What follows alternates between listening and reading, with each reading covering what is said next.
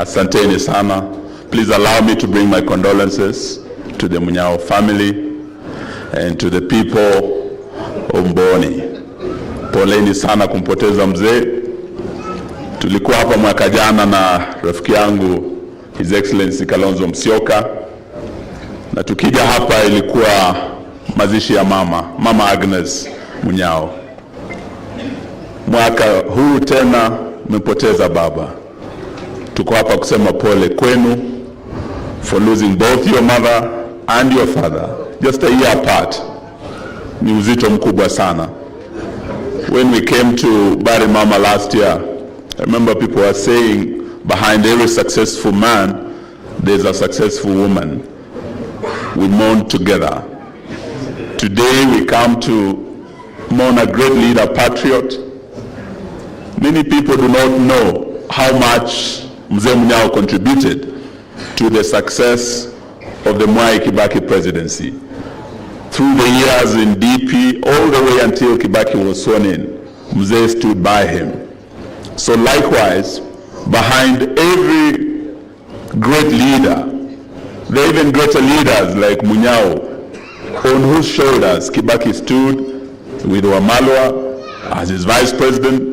Kibaki stood with Kalonzo as his vice president to become one of the greatest presidents Kenya has ever had. That is the kind of leader we have come to mourn today. He was a leader of integrity, and if we want this country to change, in 2027, we must put integrity on the ballot. That is the only way this country is going to change. And even as we come to Ukambani to celebrate this great leader of great integrity, we do know that there are still leaders here of great integrity. I want to agree with His Excellency Governor Mutula that you have such a leader in the leader of the Wiper Patriotic Front, ambao Kenya iko inamwangalia sawa sawa.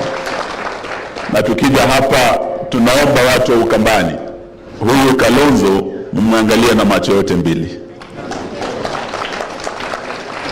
Huyu Kalonzo mumshike na mikono yote mbili.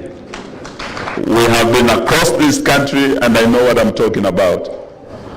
Leo nimesikia Speaker Kingi akiongea kule kwetu Western, amekuwa area Mount Elgon, anasema eti dalili ya mvua ni mawingu. Ushindi wa UDA kwa hizi by-elections, record ya Mheshimiwa Ruto is unbeatable, and therefore 2027 is a foregone conclusion. Amesema ya kwamba we'll have a competition in 2027 without a competitor, because William Ruto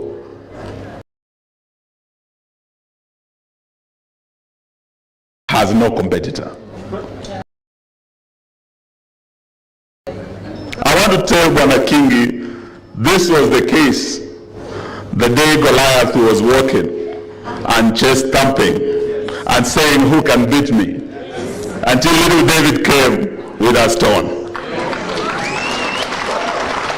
I want to tell Speaker Kingi, this was the day that the great engineers boasted and said, the greatest ship ever made, the greatest engineering feat in the history of engineering, the Titanic was unsinkable.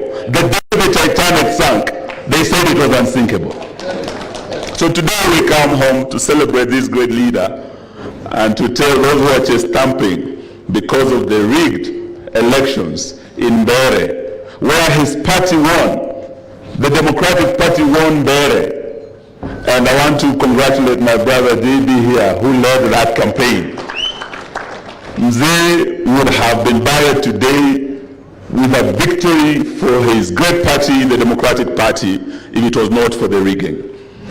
And we want to say today, the democracy that Munyao fought for with Kibaki and his team, the team that brought the second liberation in this country, the team that brought back multi-party democracy at great sacrifice, that democracy is in great peril. If we cannot allow free and fair elections in our country, then the democracy that Munyao fought for is in grave danger, even as we bury him here in Boni today. we must do everything to defend that constitution that he fought for, to fight and protect multi-party democracy in our country, because it can be lost. Where there is violence, where there is intimidation, we cannot have free and fair elections. And this is what happened in the by-elections that I've had Speaker Kingi boasting about, that they won. And today we are saying, IEBC, you had an opportunity. This was a litmus test for you, Chairman Ethekon and your commissioners. And you are tested, and you are tried, and you are found wanting. You fell short, Bwana Ethekon, with your commissioners. Because where there are lives lost, limb and life lost because of an election, blood was shed, we cannot say there was a free and fair election.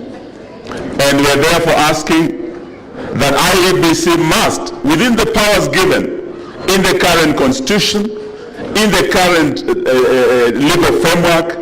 I know, Governor, you have said that we need more laws to strengthen this, but even within the existing legal framework, IEBC has the powers to stop an election because of violence, allow free and fair elections. But they did not exercise that power when people were killed in Kaspu, when people were killed and vehicles were torched in Malava, where I was with my candidate, and when there was serious violence in Bere. IEBC fell short. IEBC has powers to summon those who are involved in the violence. They have the powers to actually summon those who organized, those who financed the chaos that we witnessed. And unless they do that, 2027, like Speaker Kingi is saying, there will be no election. We'll be going and that would be a grave injustice to great leaders like Munyao who fought for this democracy. We cannot allow Kenya to go down the route that Tanzania is taking. Sitaki niseme mengi, niseme poleni watu wetu wa hapa. Juzi tulikuwa hapa na mkutano wa Mheshimiwa Rais.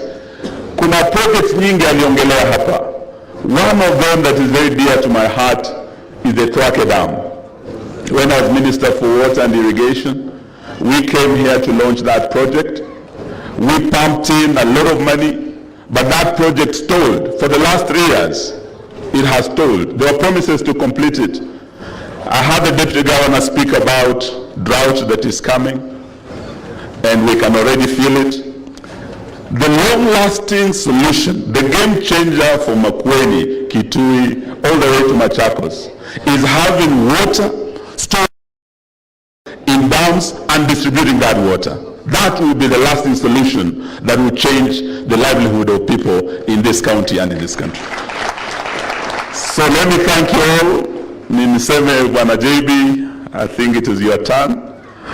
Uje uendelee kwa niaba ya DP. Welcome.